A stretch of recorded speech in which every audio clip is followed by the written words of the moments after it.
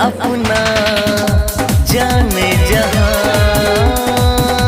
फलक तक संग अपना जाने जहां। जलूं मैं संग तेरे, जले तू संग मेरे, प्यार से अपने रोशन अपना मकान,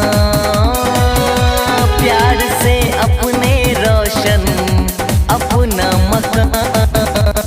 तू दिया मैं बाती ओ जीवन साथी, फलक तक संग अपना जाने जहां, फलक तक संग अपना जाने जहां।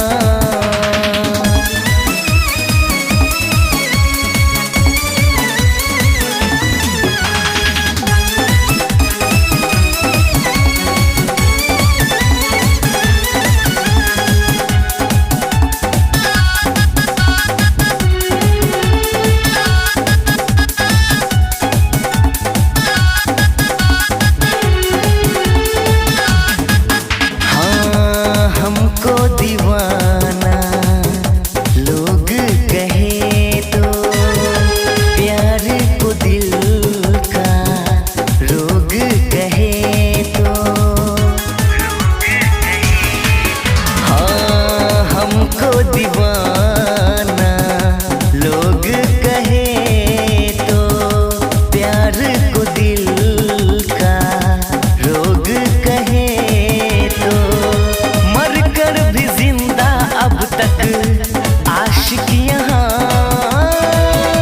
प्यार से अपने रोशन अपना मकान। तो दिया मैं बाती ओ जीवन साथी, फलक तक संग अपना जाने जहां, फलक तक संग अपना जाने जहां।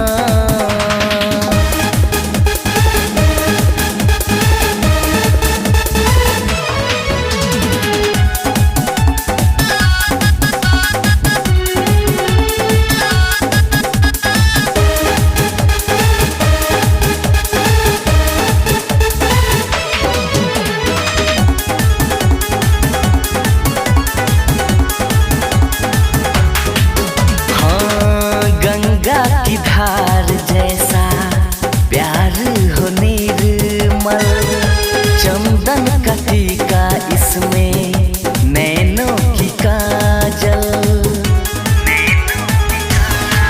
हाँ गंगा की धार जैसा प्यार हो निर्मल, चंदन का टीका इसमें नैनों की काजल।